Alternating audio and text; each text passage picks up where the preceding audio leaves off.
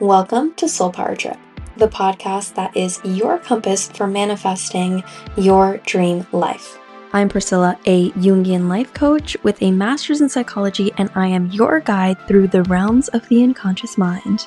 Each episode will do a deep dive on different topics related to the question I've been asking myself my whole life, which is, how do I become the best version of myself? So this has been my life's work, reaching my potential as well as guiding you towards reaching yours. In this podcast, together we cultivate positive habits and gain transformative insight. So fasten your seatbelts, dear listeners, as we embark on this trip of a lifetime, a journey to the very core of your beautiful soul. Welcome to Soul Power Trip. So in today's episode, we're going to talk a little bit about how our upbringing shapes our love lives. So you either had intrusive or neglectful parents, or there's a chance you had parents which were the perfect balance of both, which is wonderful for you, but that's not very common. So if you're in the habit of attracting partners who are projects, who are too controlling, they're emotionally unavailable, or really any sort of pattern, can probably be traced back to this root cause. It's really important to understand our past to decode our present and future choices. To start, we're going to first go through characteristics of each type of parent so you can determine which fits your childhood experience the best. They don't have to match all the traits that I list. There's a spectrum to this, right? Where they can be a bit this way or a lot. So keep this in mind as we go through the description. Starting off with intrusive parents, these are the parents known as helicopter parents, right? So these are parents who are excessively involved in their children's lives.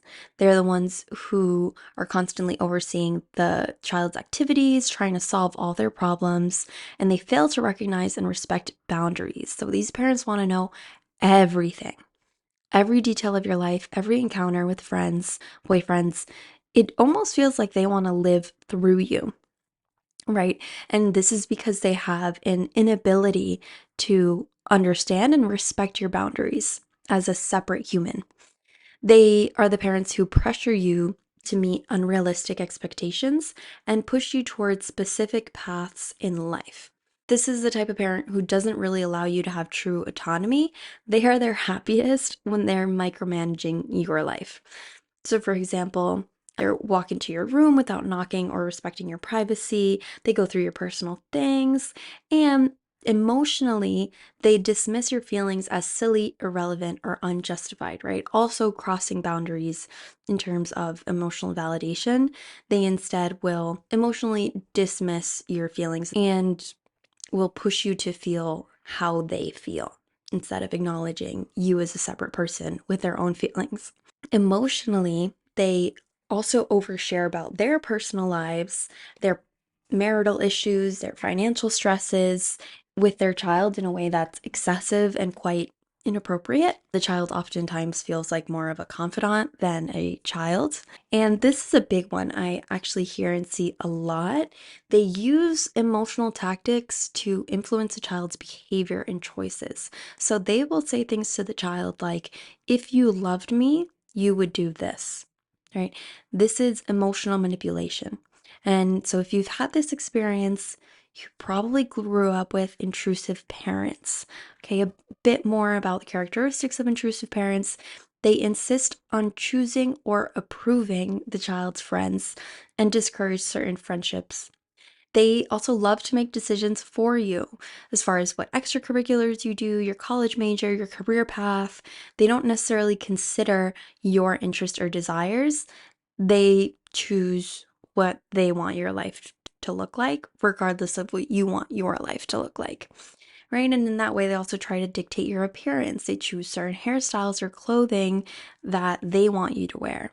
In the educational realm, they regularly contact teachers or coaches to monitor a child's progress without a significant reason, right? This is very intrusive and is only allowed on a parental to child level, and in a sense that like it wouldn't necessarily be normal in other relationships for someone to like check up with you by like talking to your boss or talking to your teachers, right? But in this parent-child relationship, it is considered okay.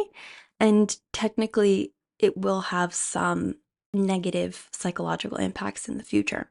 They will also do your schoolwork for you, right? These are the parents who insist on guiding, assisting, or honestly taking over your assignments on the child's behalf, which at the beginning, of course, is usually welcomed by the child because they don't want to do their own work. But this is eliminating an opportunity for them to become independent and for them to be able to create a sense of identity based on their output. They're likely to track movements of the child using apps or devices. They like to restrict normal activities, so they don't allow age appropriate activities like sleepovers, field trips, or solo outings due to unfounded fears. Helicopter parents are usually extremely fearful as well and have an obsession with your safety to an extent that, again, doesn't necessarily allow you to be independent. And lastly, they intervene in conflicts, like friends or teachers, instead of letting the child handle it on their own and learn from the experience, they try to solve it for them. They try to solve the conflict for them, which doesn't allow the child to recognize consequences. Now, as you can imagine, this has some pretty severe psychological impacts for that child later in life. So, the overall essence of these intrusive behaviors, in any way they come out, as I discussed, is the fact that the parent has an inability to recognize the child as a separate individual with their own needs, rights, and feelings, right? They are unable to understand that their child is not an extension of themselves, they're a separate person. So, if you identified with any of those characteristics or childhood experiences, you likely had intrusive parents. On the opposite side of the spectrum is neglectful parents. These are absent parents who consistently fail to meet their child's basic emotional or physical needs, right? So, to be a neglectful parent doesn't mean that they weren't physically present, they could also be emotionally neglectful and fit characteristics of a neglectful parent. So if you didn't completely resonate with intrusive parents, or you identified one parent as intrusive and not the other parent or your parents could fit this description. To start, a neglectful parent could be physically absent, where they don't provide enough food, clothing, shelter, or failing to address the child's medical needs. So they fail to provide necessary medication, or they don't take them to the doctor when they are sick. Emotional neglect is a much more common experience that people have had in their childhood, and this includes lack of emotional support. So, this is a parent who is not there for their child during emotionally challenging times, showing indifference to their emotions, or consistently being emotionally unavailable, be it by being too consumed by their marital issues, by their work, by family issues. Simply put, they're too busy to attend to your emotional needs. This is a parent who fails to validate your feelings, and instead they dismiss or mock your feelings, fears, or achievements. They are also known to be inconsistent. They can appear to be emotionally available at one moment and distant the next, creating an extremely unpredictable environment and also giving you the sense that there's not necessarily a stable sense of emotional safety where you can be yourself and express your vulnerabilities. There's only a temporary emotional safety, which makes it really difficult to thrive and really feel able to express yourself because sometimes you're well received and sometimes you're not. In educational and social settings, the neglectful parent doesn't attend parent teacher meetings. They're usually unaware of their child's academic performance, and they don't ensure that the child is attending school regularly. Likely, they're just unaware of the child's social circles. They show little to no interest in the child's hobbies, interests, passions as well. They fail to provide any structured guidelines or predictable routines in the child's life. They don't offer support or guidance during significant life transitions, such as puberty, starting school, or moving to a new place, right? They're more focused on kind of their own worries during those transitions. And lastly, One of the most emotionally painful experiences of having neglectful parents is that they miss important events, performances, or milestones in the child's life. Even though this neglectful style of parenting can be socially seen as like a bad parent, and maybe the intrusive parent is seen as a good parent because they're present and they're there, certain qualities of this sort of neglect do allow the child opportunities to create a sense of independence and autonomy, which the intrusive parent doesn't allow for, right? So it's important to understand that the neglectful parent isn't a bad parent, they're just preoccupied, right? And it's worth noting that neglect can arise from a variety of causes, including parental mental health issues, substance abuse, overwhelming personal crisis, or a lack of knowledge, right? In some cases, and honestly, most cases I've seen this, neglect isn't the result of a lack of care or love for the child. Rather, it's the result of external challenges the parent is facing. The caregiver is simply not equipped to handle any needs but their own. And their children grow up feeling emotionally abandoned, right? So, this isn't for us to play the blame game. This is just important for us to understand, bring awareness, and heal. And I just want to remind you that in both intrusive and neglectful parenting experiences, they exist across the spectrum, right? From subtle to severe. So you don't need to resonate with each experience. It's not, I had a neglectful parent, yes or no. It's more of a fluid understanding that resonating with some of these experiences can affect you to some degree in your relationships later in life. Before I get into how it affects the partners you choose, we're going to talk a little bit about how it affects your psychology, how it affects your self concept and your mind. So we'll start with the aftermath of intrusive parenting. Overall, the child who experienced intrusive parenting will have an unnecessarily high need for validation and approval and a high fear of asserting their boundaries. Emotionally speaking, in childhood, your choices and feelings were consistently overridden. So you learned that your internal experiences, your internal desires, anything that's really just about you is invalid, wrong, or irrelevant. So you grow up seeking external validation since you've been conditioned to believe that someone else knows best. In childhood, your parents knew best.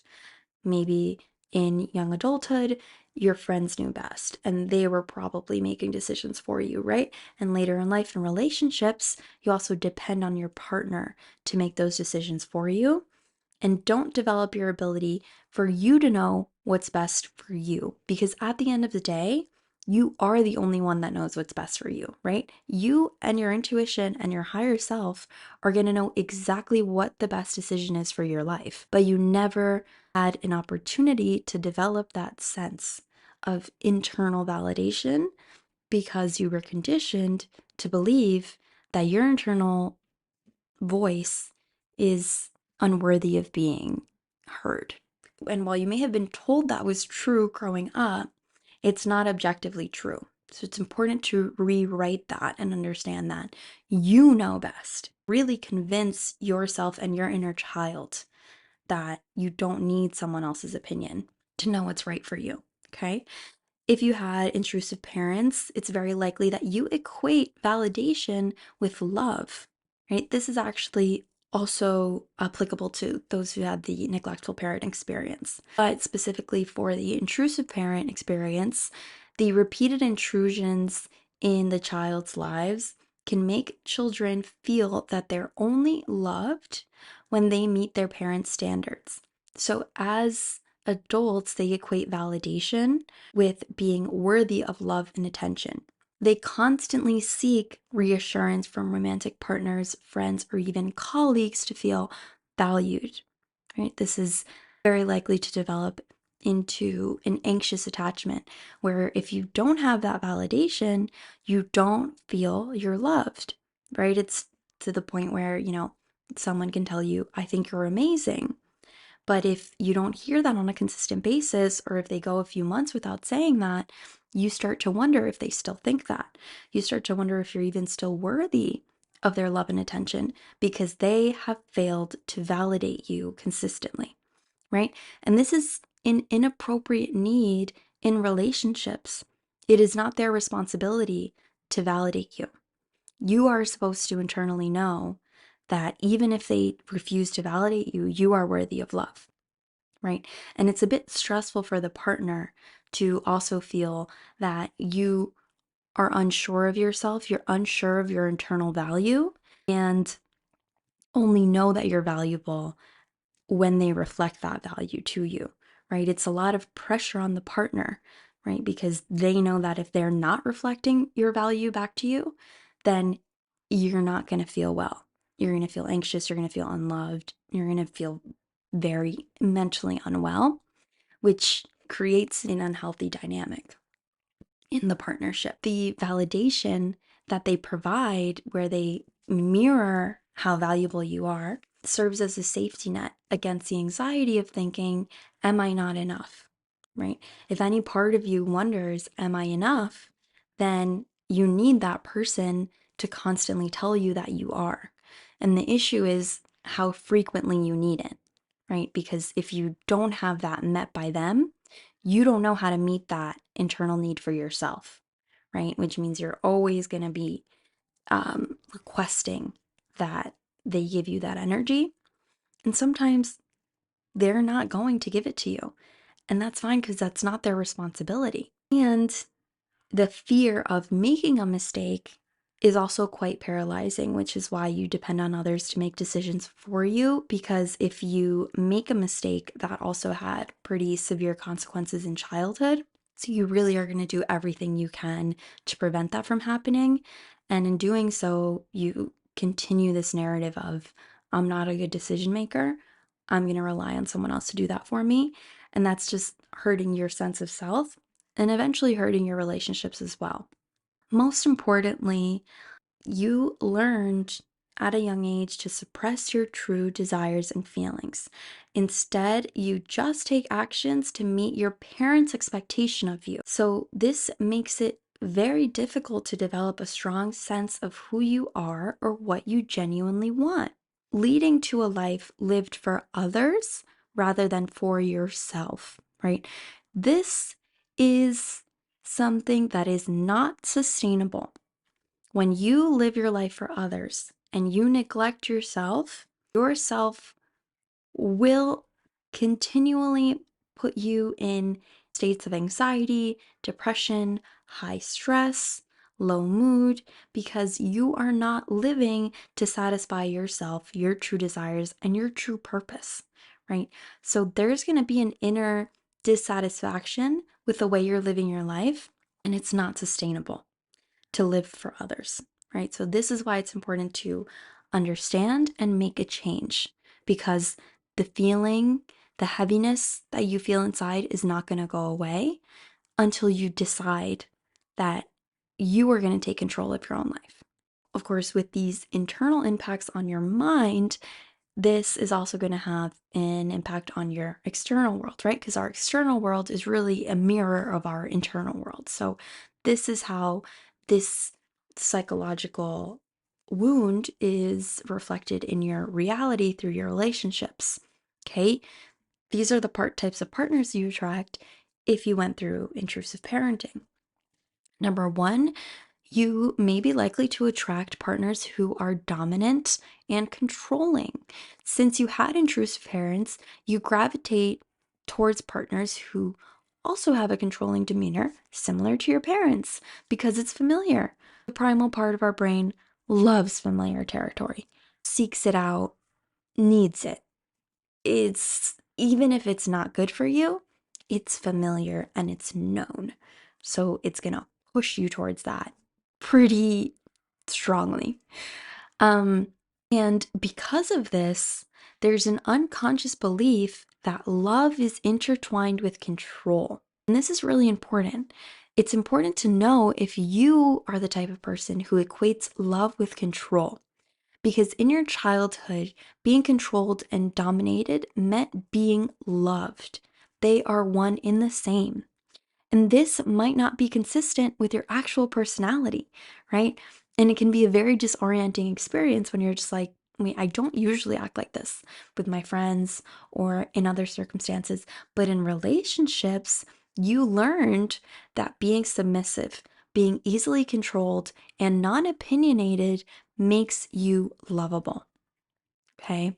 That's going to dominate any other personality characteristic that you have. This unconscious belief that love equals being controlled, that's going to overcome any expression of your personality because at the end of the day, you're going to be working towards getting that love. And if getting that love means being non opinionated and very easygoing in relationships, then you're going to do that. And that desire is going to overcome another desire you might have to show your authentic self in relationships. Because unfortunately, you never really learned that your true self is loved, wanted, and desirable, right? So you're going to neglect your true self in relationships to come up with this more submissive persona that you learned is going to be validated and wanted. In a loving relationship, you learn that in the parent-child dynamic, and now you're experiencing that in your relationships. As we mentioned, you have a high need for being validated, right? So you're going to search for that validation through romantic relationships. You have a craving, an insatiable craving for approval, right? So you're going to be attracted to partners who provide that constant validation, making you feel seen and accepted. The issue here comes up when you allow the partner to have unhealthy behaviors and you tolerate them just to receive that affirmation, right? The need for the validation is higher than your self respect and your self protection, right? And this is why we sometimes allow that toxicity because the unmet childhood need to be validated for you being you is going to override your need to respect and protect yourself by moving away from unhealthy behaviors. And on top of that, you don't know how to set boundaries. Since your parents failed to assert boundaries with you, your room was their room, your homework was their work, their marital problems were your problems. You also are going to have trouble setting boundaries and maintaining boundaries in your relationships. You just never learned how. You almost expect to fuse with your partner in a way that erases any sort of separateness, right? The same way your parent tried to fuse with you, this eventually will lead any relationship to failure, right? Because a relationship is not about two people fusing together to become one, right? It's two independent people who choose each other, meanwhile staying in their independent state, okay? On the flip side, one experience will always create two possible outcomes, right? You're either going to mimic the experience you had or you're going to become the opposite. So in this case, we previously discussed the person who becomes the opposite of the controlling parent. This can happen if their personality doesn't necessarily resonate with being controlling or dominant type. Their personality might just more easily lean in towards that submissive side of the spectrum, right? So they chose to be the opposite of the parent. The parent controls, I adapt. The parent dominates, I submit. Alternatively, the child actually might choose to mimic the parent, right? So, the parent controls, I become controlling. They dominated me, I dominate others, right? And in this way, you can also be likely to do the opposite and attract partners who are passive, right? So you can be the controller in the relationship. Since you felt powerless your entire childhood, being the dominant force in a relationship can feel empowering and protective against the past pains or wounds, right? So you seek partners who fear confrontation and avoid conflict so that you can hold that dominance that you almost never were allowed to have in your younger years. You're almost seeking out to replay how you felt in childhood, but now you are the one that holds the power, right? And the brain thinks, maybe this will heal my wound. I am now creating this dynamic and I'm doing it the right way. Maybe I can overcome this wound, right? It won't. But the brain thinks it just might, which is why you choose passive partners to replay out this dynamic. Along with the type of person who mimics the intrusive parent, they will also choose partners who are projects. They may be attracted to somebody who they can direct, fix, and control. Since they have a history of being molded by their parents, they mimic the parents' behavior. By being attracted to partners they believe they can fix or shape. This recreates a dynamic that they're familiar with, but in this role reversal way. Now we're going to get into the consequences of neglectful parenting. On the opposite side of the spectrum, what are the psychological impacts of growing up with neglectful parents? Well, emotionally, those who grow up with neglectful parents are going to have a persistent feeling of unworthiness, right? The childhood experience of neglect leads you to have an underlying narrative that you are unworthy of love and care. If your parents didn't properly support you in childhood, how can you believe that you are worthy of being supported or loved at all by anyone, right? This also makes you desperate for attention since you didn't receive the necessary attention while you were growing up. Then, as adults, you might be desperate for any form of acknowledgement. Even negative attention can be sought after, as it's still a form of recognition, which is exactly what you're craving, right? Also, out of necessity, children of neglectful parents become highly independent, right? They had to. They didn't really have anyone that they could depend on. So, this independence, while a strength, it can also manifest as self imposed isolation, right?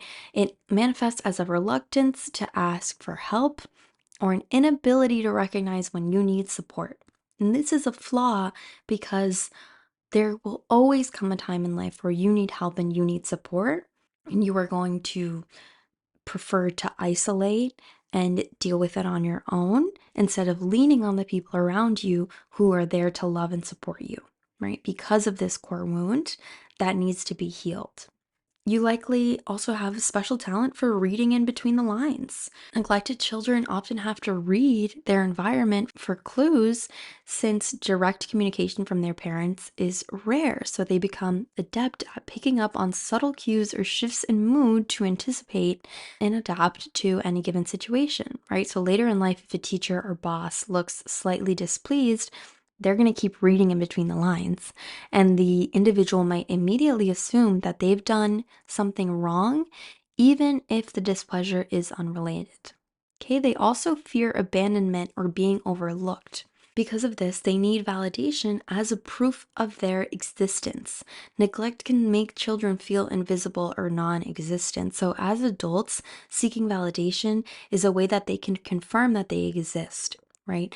To feel seen, acknowledged, and to prove to themselves that they matter. So, the child with intrusive parents and the child with neglectful parents will have the same excessive need for validation, but it's coming from a different core wound and a different source, right? While the child of neglected parents is looking for validation so that they feel seen for the first time in their lives, the child of intrusive parents is looking for validation because they don't know how to validate themselves and need the validation to understand right and wrong, good and bad. The fear of abandonment can make the children of neglected parents be extremely sensitive to any signs that someone is pulling away or losing interest, right? And this is going to create an unnecessary cycle of anxiety and a sense of threat in your internal system because of this high fear of abandonment. So, for example, in romantic relationships, if a partner wants to spend the night alone or with friends, which is very normal, the individual might actually interpret this as a sign that they're losing interest or planning to break up with them, even if that's not the case, right? And of course, the thought of losing your partner or the idea that they might break up with you is going to lead to a lot of anxiety. And this might be completely unrelated to the truth of the circumstance. It's simply coming from this childhood wound. Growing up neglected can also make someone hyper aware and hypersensitive to feedback from others because they have internalized the neglect as being their fault, thinking that they're not good enough or they did something wrong to deserve the neglect, even though that's not true. Any form of criticism can be intensely triggering, right? So, in a work setting, for example, if a colleague offers constructive criticism, they might react defensively, feel overwhelmingly devastated, perceiving it as a confirmation of their inherent worthlessness. And lastly, another psychological impact of children who had neglectful parents is a strong desire for connection, often at any cost. You didn't feel adequately connected in childhood, so your urge for connection is stronger than most. This leads you to overcompensate in relationships. You end up constantly adjusting your behavior, opinions, and actions based on perceived expectations of what you think the other person wants from you. You strive to be the quote unquote perfect partner, friend, or colleague, right? This seems in your mind to be a great formula for avoiding conflict. It's the idea that if I people please and put the needs of others consistently before my own, or I tolerate mistreatment, then they definitely won't neglect or abandon me, right? It's ends up, of course, being a sign of self disrespect when you do this and people please and put others' needs before your own. But again, the need for the fear of abandonment overcomes the need to respect yourself or set these proper boundaries.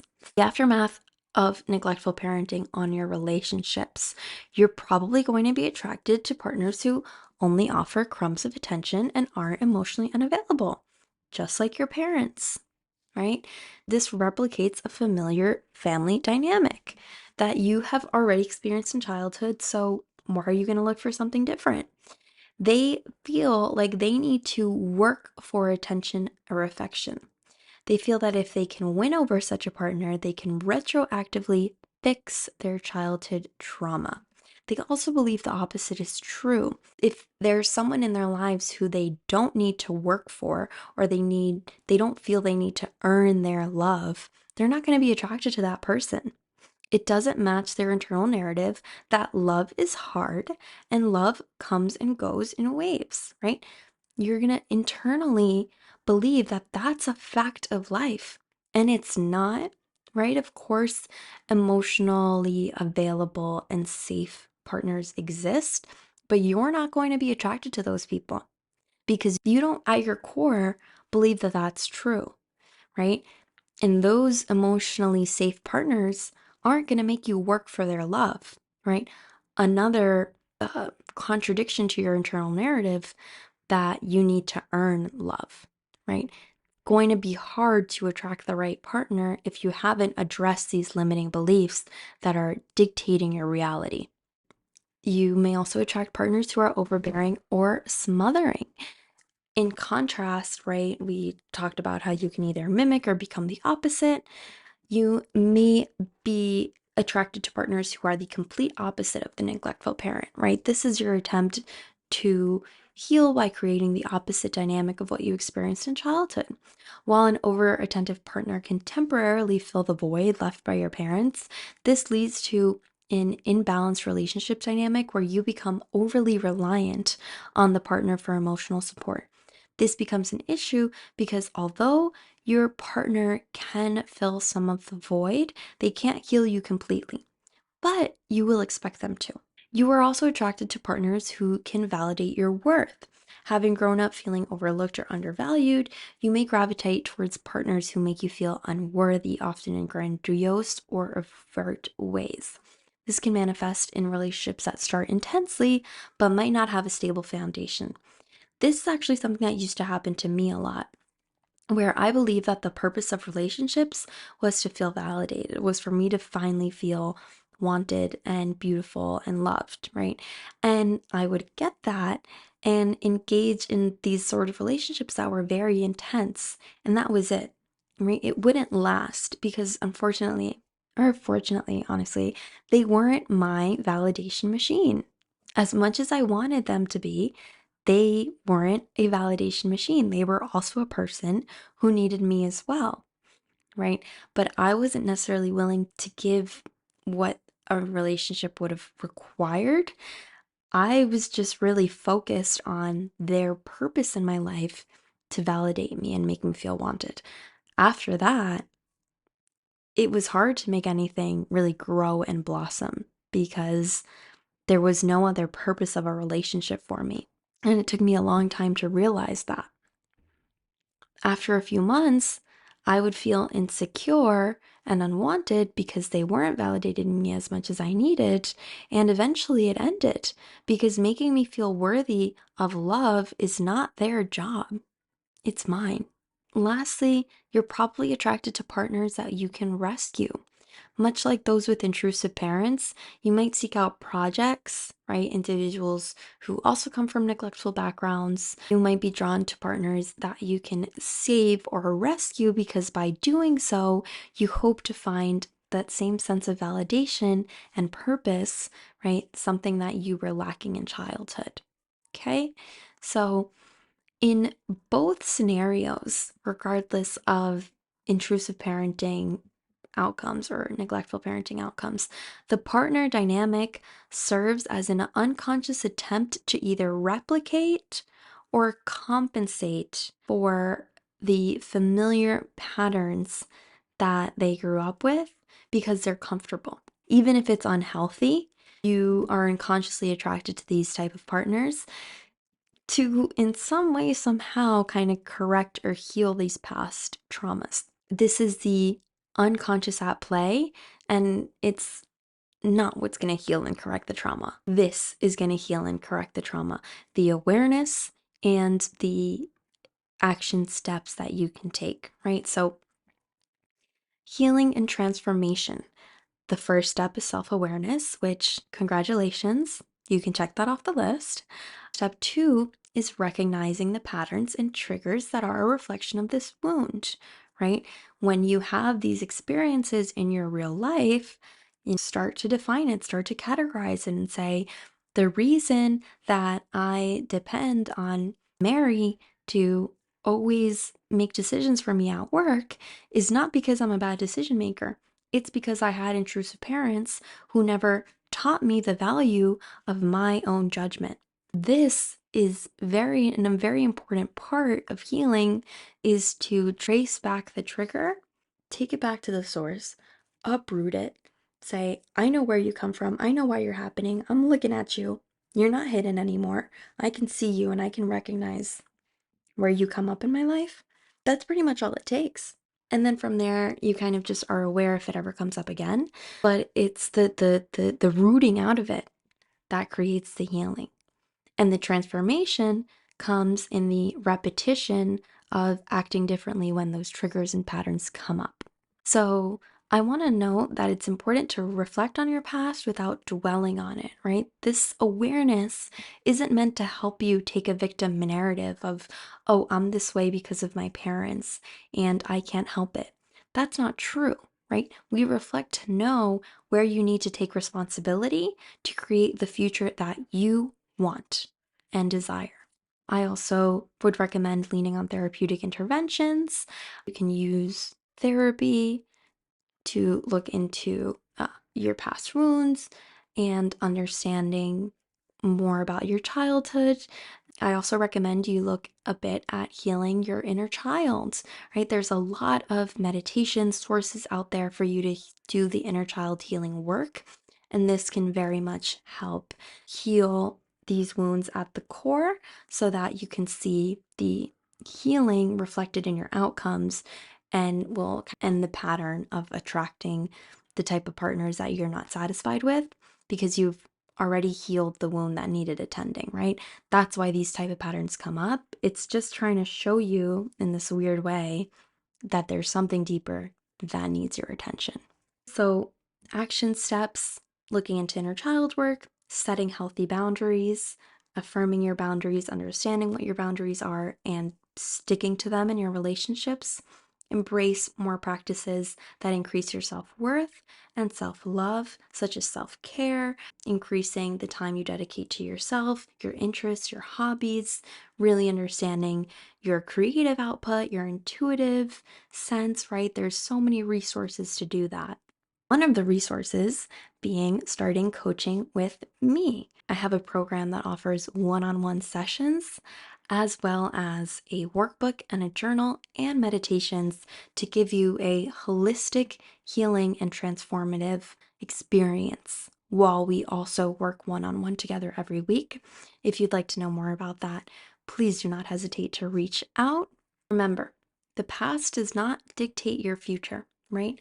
You can take control of your past by bringing awareness, which you've already done, and use that power to recreate your future and design the life of your dreams. In the next episode, we're going to talk about how optimists and pessimists create a different reality, right? So, we're going to dive into how your thoughts create the experiences you live day to day. We're going to talk a little bit about the research behind that, some scientific research that has proven that, and give you some tips on how to create a more optimistic outlook, to create a reality for yourself that feels good, that feels exciting, and that feels right. Okay? And we're going to talk a little bit about how your thoughts are going to create that, the importance of monitoring your thoughts, and how to do so. I am so excited that you're here listening, and I can't wait for the next episode. Thank you so much for being here, and I will see you on our next Soul Power trip. Bye.